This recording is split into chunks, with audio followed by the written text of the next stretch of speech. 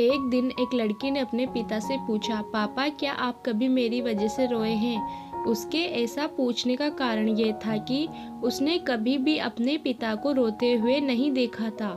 इस सवाल के जवाब में पिता ने कहा, हाँ, एक बार ऐसा कुछ हुआ था जब तुम्हारी वजह से मैं रोया था। यह सुनकर लड़की उस बात को जानने के लिए उत्सुक हो गई कि आखिर वह क्या बात थी जिसने उसके पिता को रुला दिया था। इस उत्सुकता को शांत करने के लिए पिता वह किस्सा सुनाने लगा। बात उस समय की है जब तुम 7 माह की थी। एक दिन मैंने तुम्हारे सामने 3 चीजें रखी, एक पेन, एक सिक्का और एक खिलौना। मैं यह जानना चाहता था कि तुम उन चीजों में से क्या उठाओगी।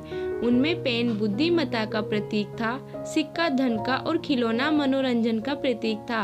मैं यह सब बस एक जिज्ञासा के कारण कर रहा था। मेरे लिए ये जानना बहुत रोचक था कि मेरी बेटी के लिए आगे जाकर क्या सबसे अधिक मायने रखेगा।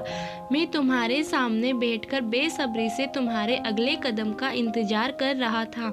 मैंने देखा कि कुछ देर बैठकर तुम उन चीज़ों को देखती रही, फिर घुटने के बल पर चलते हुए उनकी ओर बढ़ी।